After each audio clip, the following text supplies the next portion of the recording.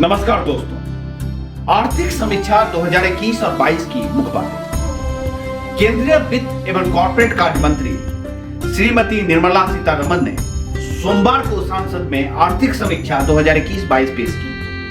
आर्थिक समीक्षा की कुछ बातें जो भारत की अर्थव्यवस्था की स्थिति को बताता है वो इस पर जो ये है कि 2020 और 2021 में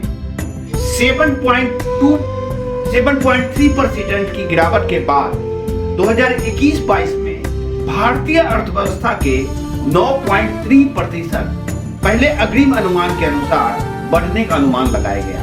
9.3%। 2022-23 में जीडीपी का विकास दर 8 से 8.5% रह सकती है। 8 से 8.5% रह सकती है। आर्थिक पुनरुद्धार को समर्थन देने के लिए आने वाले साल में वित्तीय प्रणाली के साथ निजी क्षेत्र के निवेश में बढ़ोतरी की संभावना है। निजी क्षेत्र में बढ़ोतरी की संभावना है। 2022-23 के लिए यह अनुमान विश्व बैंक और एशियाई विकास बैंक के क्रमशः 8.7 और 7.5% रियल टर्म जीडीपी विकास की संभावना के अनुरूप है। आईएमएफ के ताजा विश्व आर्थिक परिदृश्य अनुमान के तहत 2021-22 और 2022-23 में भारत की रियल जीडीपी विकास दर 9% और 2023-24 में 7.1% रहने की संभावना जताई है, जिससे भारत अगले 3 साल तक दुनिया की सबसे तेजी से उभरती अर्थव्यवस्था बनी रहे। 2021-22 में कृषि और संबंधित क्षेत्र के 3.9%, उद्योग के 11.8% और सेवा क्षेत्र के 8.2% बढ़ने का अनुमान है। माल की बात करें तो 2021-22 में खपत 7%, सकल स्थायी पूंजी निर्माण जीएफसीएफ 15%, निर्यात 15.5% और आयात 29.4% बढ़ने का अनुमान है। बृहद आर्थिक सदिश संकेतों से पता चलता है कि भारतीय अर्थव्यवस्था 2022-23 की चुनौतियों का सामना करने के लिए पूरी तरह से तैयार है।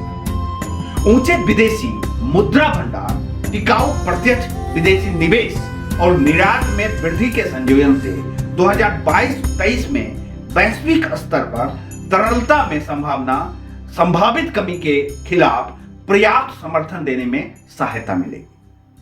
2020-21 में लागू पूर्ण लॉकडाउन की तुलना में दूसरी लहर का आर्थिक प्रभाव कम रहा है। हालांकि इसका स्वास्थ्य पे प्रभाव काफी गंभीर था।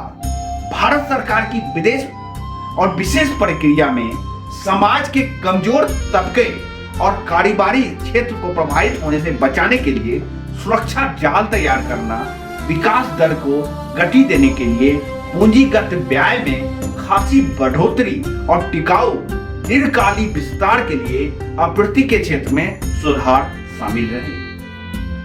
सरकार की लचीली और बहुराष्ट्रीय प्रतिक्रिया आंशिक रूप से त्वरित रूपरेखा पर आधारित है, जिसमें बेहद अनिश्चितता के माहौल में खामियों को दूर करने पर जोर दिया गया है और 38% 80 हाई फ्रीक्वेंसी इंडिकेटर HFI का इस्तेमाल किया गया।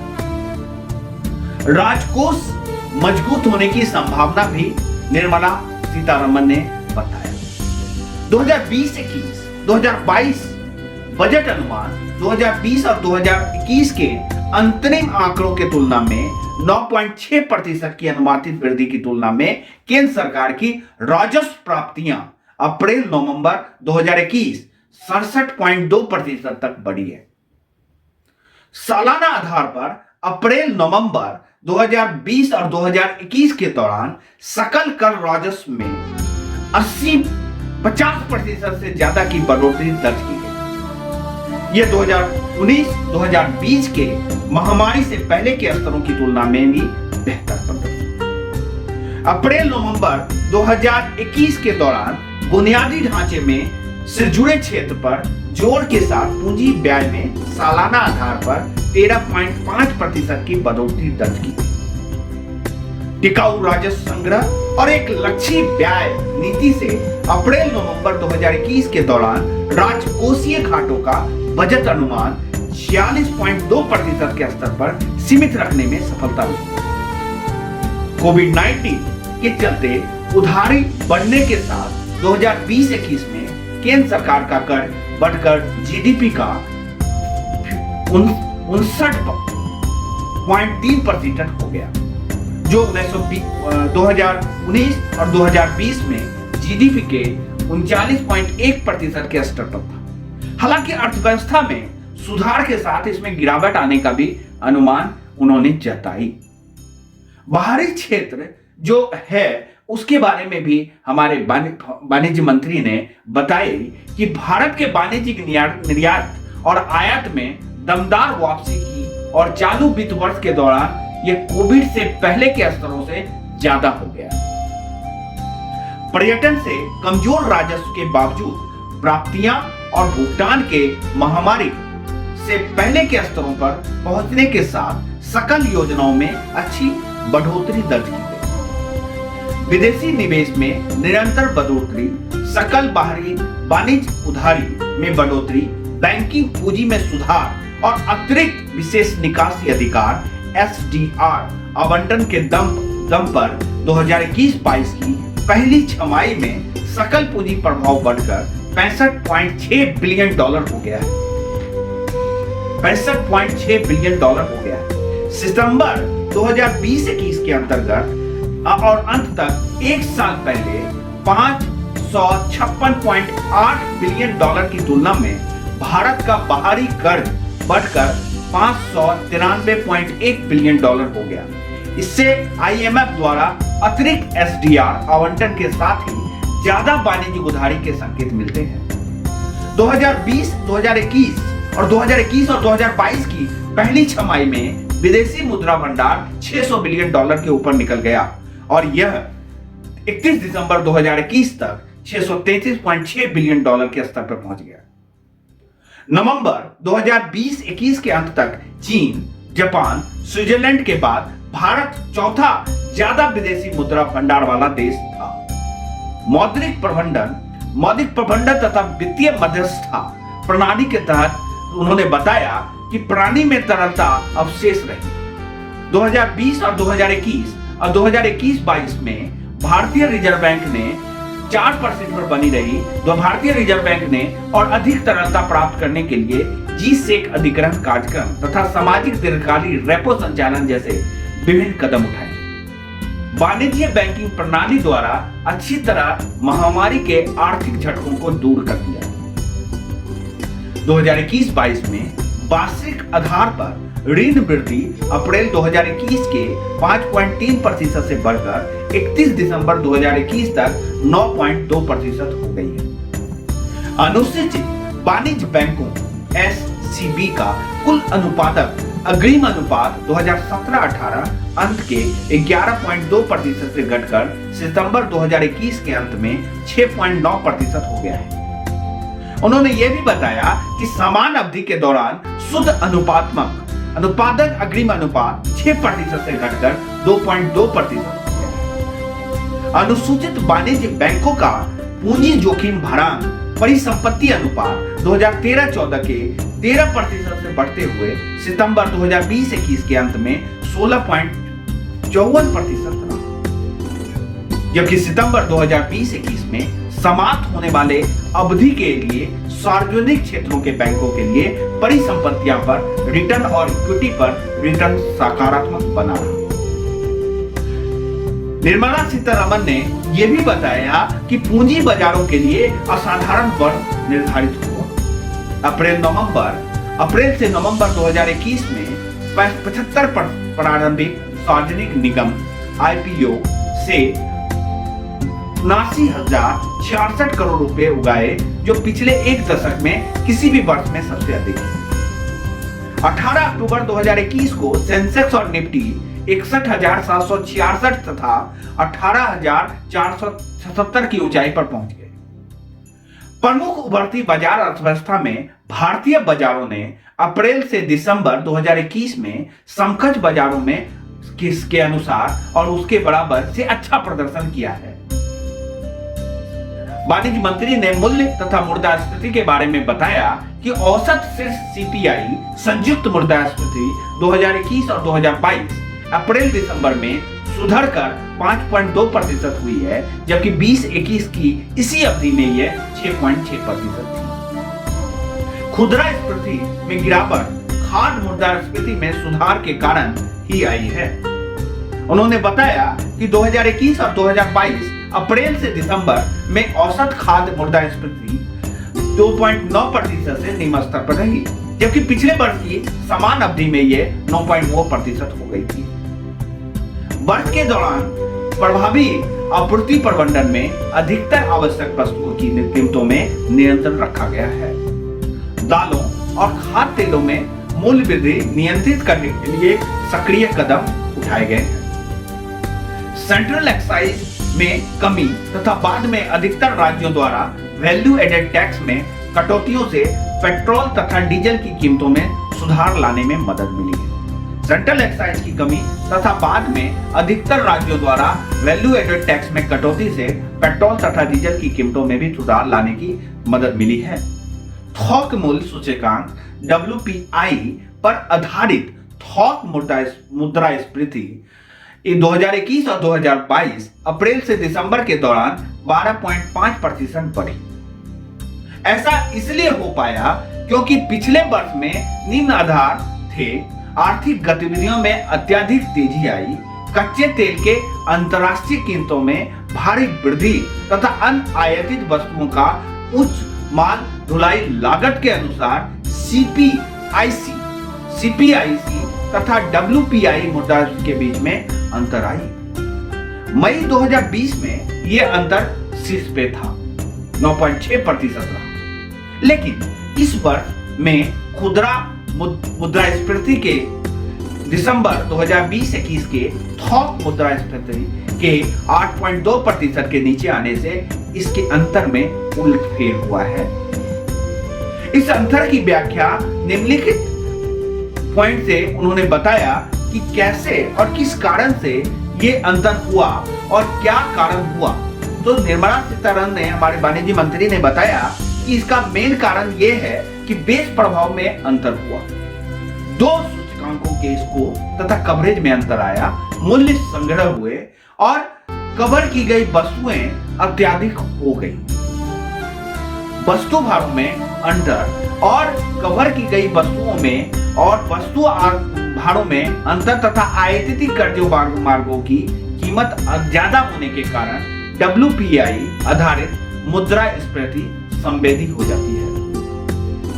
WPI से बेस प्रभावी कार्मिक समाप्ति से CPIC तथा WPI में अंतर कम होने की आशा भी उन्होंने बताई, आशा की जाती है, उन्होंने बताया। उन्होंने ये भी बताया कि सतत विकास तथा जलवायु परिवर्तन भी एक मेन कारण है आर्थिक समीक्षा में।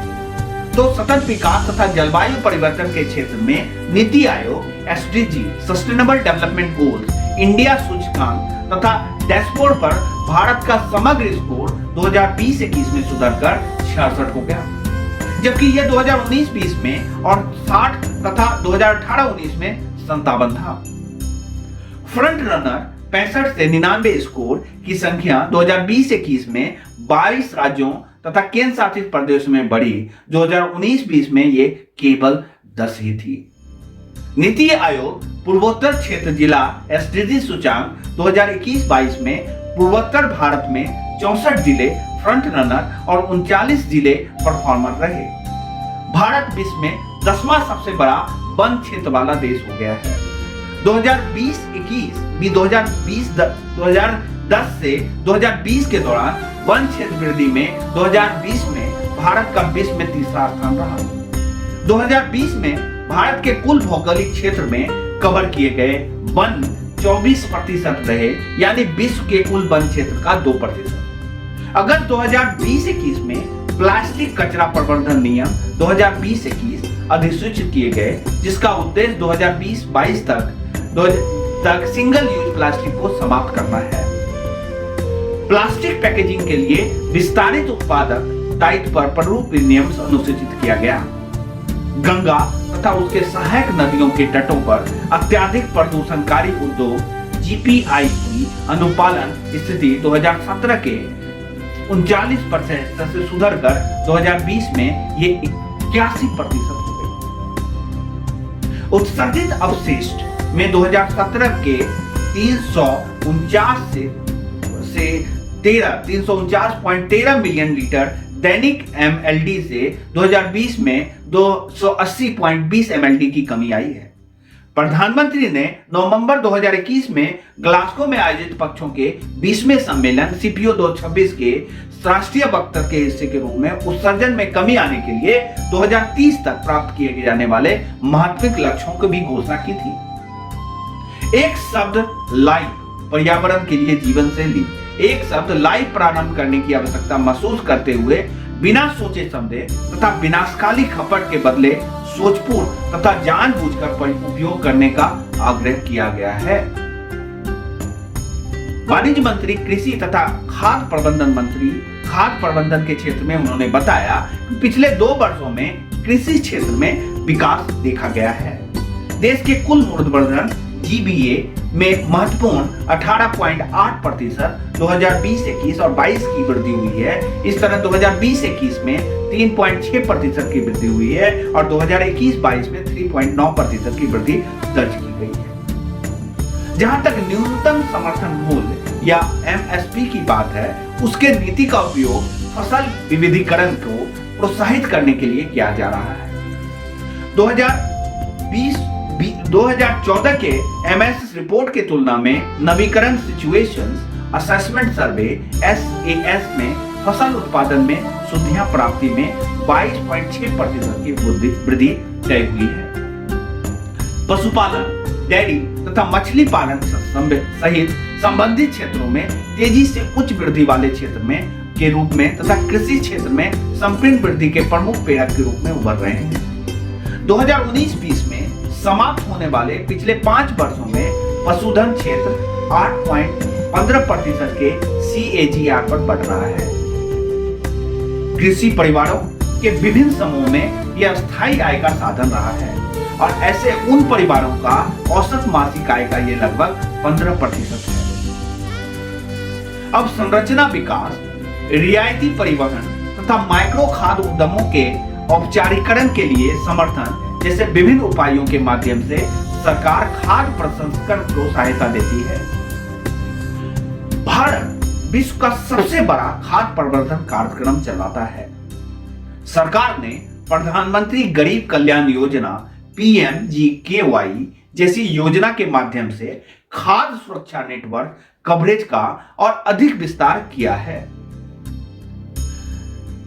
हमारे वाणिज्य मंत्री उद्योग और बुनियादी ढांचों के बारे में उन्होंने बताया कि अप्रैल-नवंबर 2020-21 के दौरान औद्योगिक उत्पादन का सूचकांक MIP बढ़कर 13.4% वर्ष दर वर्ष हो गया है।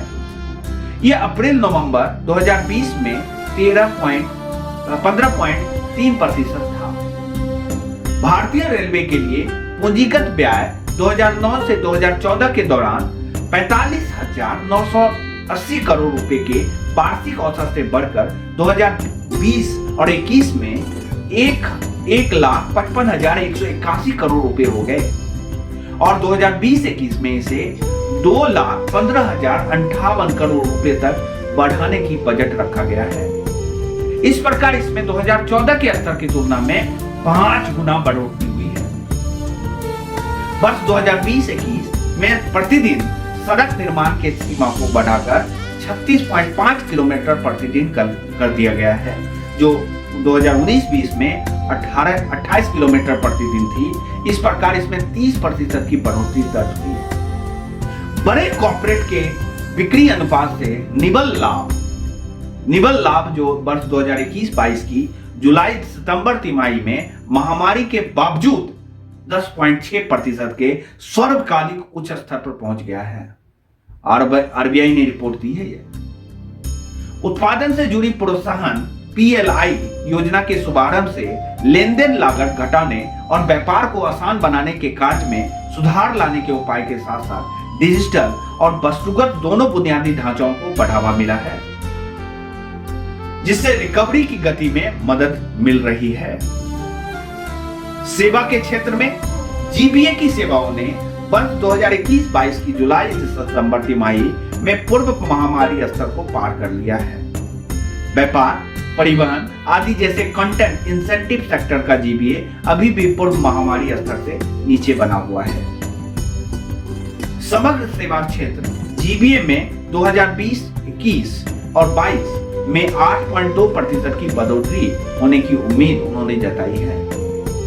अप्रैल-दिसंबर 2020 और 21 के दौरान रेल भाड़ा में पूर्व महामारी स्तर को पार कर लिया है, जबकि हवाई माल भाड़ा और बंदरगाह यातायात लगभग अपने पूर्व महामारी स्तरों तक पहुंच गया है।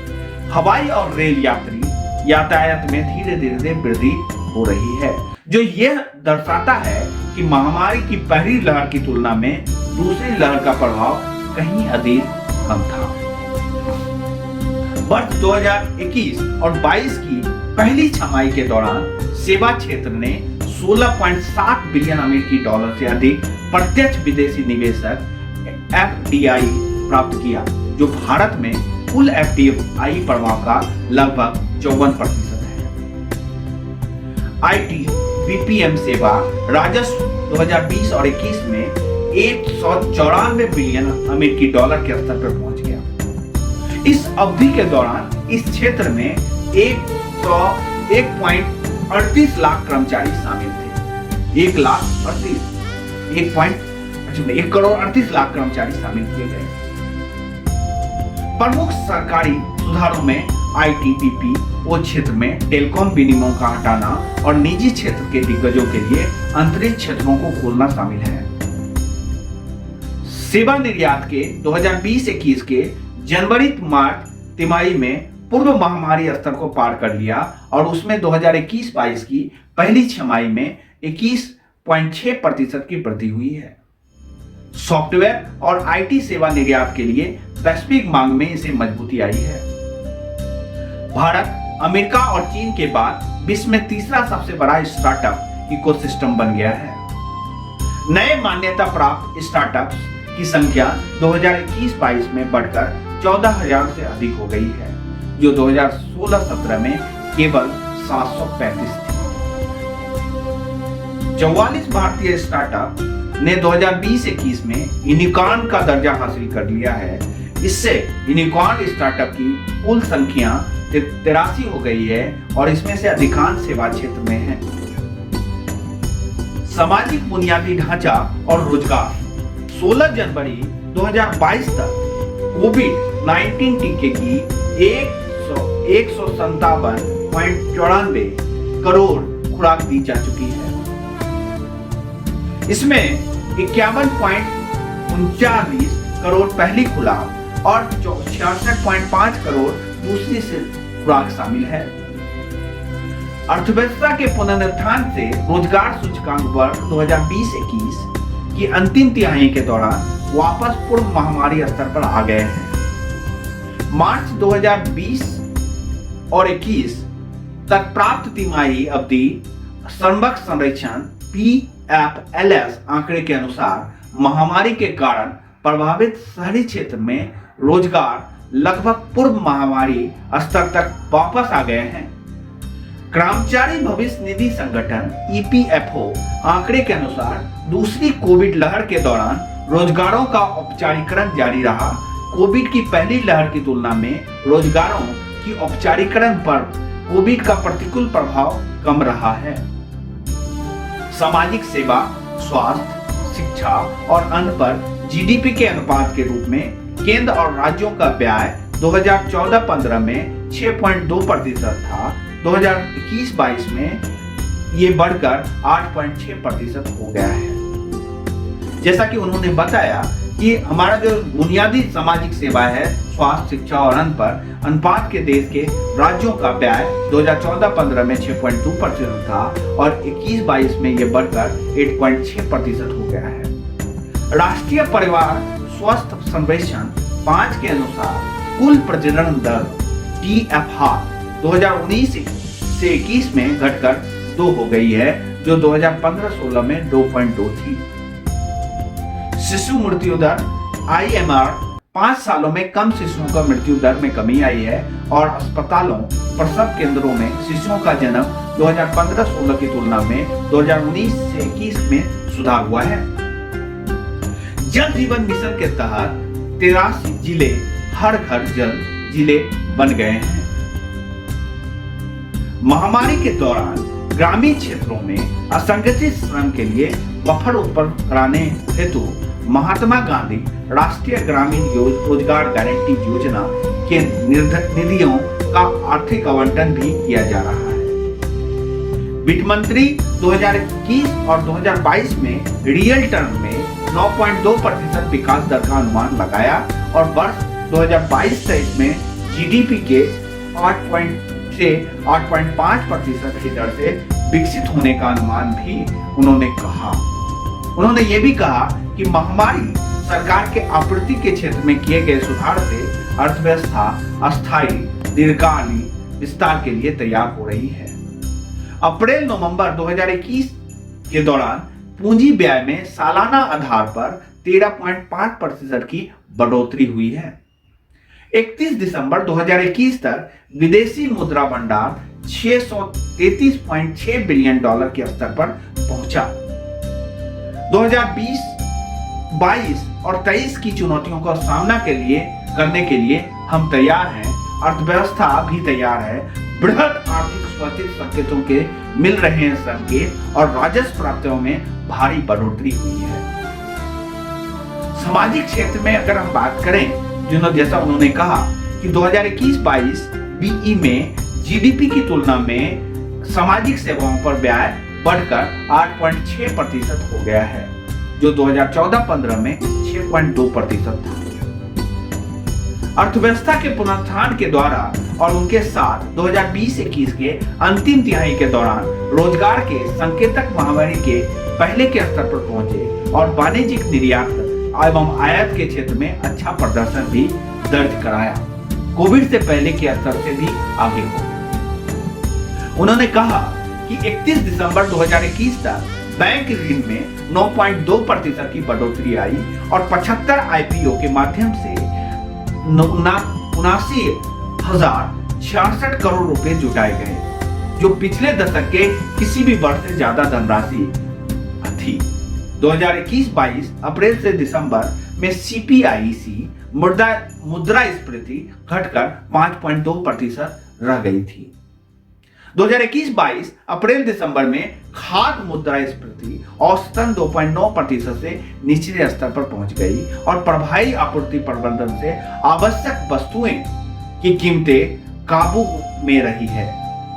कृषि क्षेत्र में 2021-22 में जीवीए में 3.9% की अच्छी बढ़ोतरी रही। रेलवे 2020-21 में पूंजीगत व्यय बढ़कर 1,55,181 करोड़ रुपए हुए और 2021-22 में बजट और बढ़कर 2,15,058 करोड़ रुपए किया गया, जो 2014 के स्तर की तुलना में 5 गुना ज्यादा है। 2020-21 में प्रतिदिन सड़क निर्माण बढ़कर 36.5 किलोमीटर हुआ। पिछले साल की तुलना में यह 30.4% की बढ़ोतरी थी और एसडीजी 2020-21 के नीति आयोग डैशबोर्ड पर ओवरऑल स्कोर बेहतर होकर 66 तक पहुंचा। तो ये अच्छा इंडिकेशन है कि हमारे जो आर्थिक सर्वेक्षण है और आर्थिक सर्वेक्षक है और आर्थिक सर्वेक्षण ये बताता है कि भारत की अर्थव्यवस्था आने वाले समय में अति ग्रोथ करेगी, अति प्रेरित की दिशा में जाएगी और हम अच्छा कार्य करेंगे। जय हिंद, जय भारत, जय भारत।